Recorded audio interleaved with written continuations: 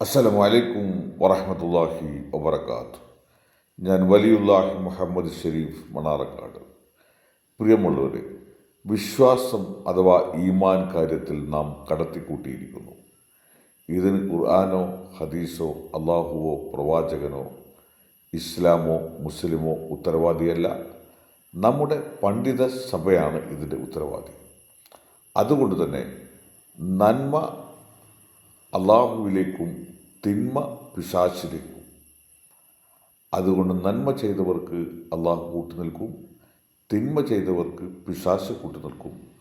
നന്മ ചെയ്തവർക്ക് അള്ളാഹു സ്വർഗം നൽകും, തിന്മ ചെയ്തവർക്ക് പിശാച് നരകം തരും.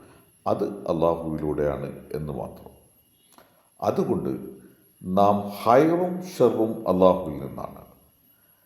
കഷ്ടതകൾ, ബുദ്ധിമുട്ടുകൾ, സന്തോഷങ്ങൾ, ദുഃഖങ്ങൾ, ജീവിതത്തിലെ കഷ്ടപ്പാടുകൾ, എല്ലാ ഗുണങ്ങളും എല്ലാ ഹൈറും ഷെറും അള്ളാഹുവിൽ നിന്നാണ്.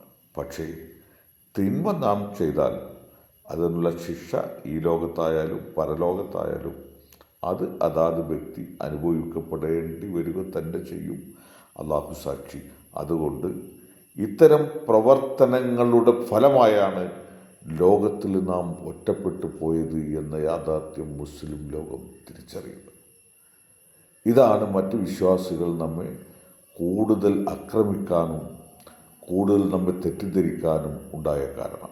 അതുപോലെ നാം ആവശ്യമില്ലാതെ മറ്റു മതസ്ഥരെ കാഫിറാക്കിയതും. ഇത് തിരിച്ചറിയുക, മാറുക, മാറ്റുക.